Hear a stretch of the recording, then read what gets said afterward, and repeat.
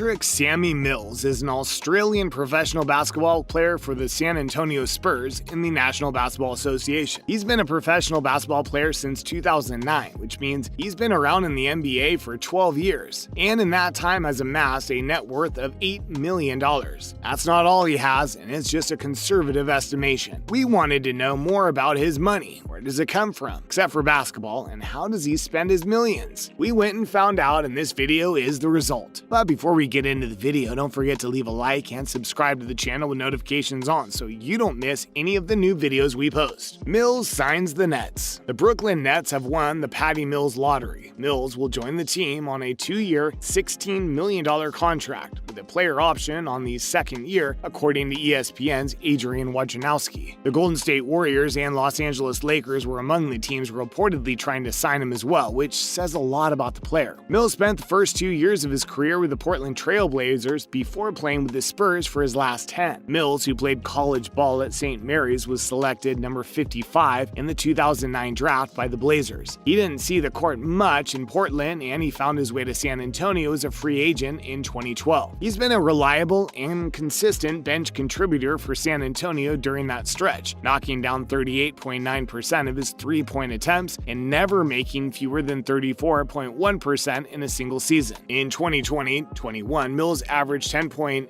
PPG and 2.4 APG on .412, .375, and .319 shooting in 68 games, 24.8 MPG. Nets general manager Sean Marks played alongside Mills in Portland during the 2010-11 season and then was in San Antonio's front office and on the Spurs coaching staff during Mills' first few years with the team, so he's very familiar with the veteran guard. The Spurs have been shifting more into rebuilding mode within the last couple years, so it made sense for Mills to seek out a contract with a contender. He had been a popular target on the free agent market, with the Lakers and Warriors among the other teams believed to be pursuing him. For the Nets, getting Mills on a discount is just the latest bit of good news less than 24 hours into his free agency. Before finalizing the deal, they retained Bruce Brown on his 1-year qualifying offer, $4.7 million, and Blake Griffin on a 1-year deal, per ESPN. Griffin took a minimum contract to compete for a championship in Brooklyn, according to Hoops Hype's Michael Scotto, and presumably so did free agent forward James Johnson, who will also sign a 1-year contract per ESPN. Mills gives the Nets even more offensive firepower than what they previously had. The point guard will come off the bench behind James Harden and Kyrie Irving, and his shooting will complement Brooklyn's stars. Mills has made more than 40% of his catch-and-shoot threes in each of the last 3 seasons, and more than 40% of three-pointers categorized as wide open, i.e. with at least 6 feet between him and the closest defender, in 7 of the 8 seasons that the league has tracked such things per NBA.com. Next to Harden, Irving, Kevin Durant, and Joe Harris, he'll get more unguarded spot-up looks than he's ever had in his life. Salary cap experts have already noted that Brooklyn used his taxpayer mid-level extension to sign Mills for a team that now has a payroll of about $300 million,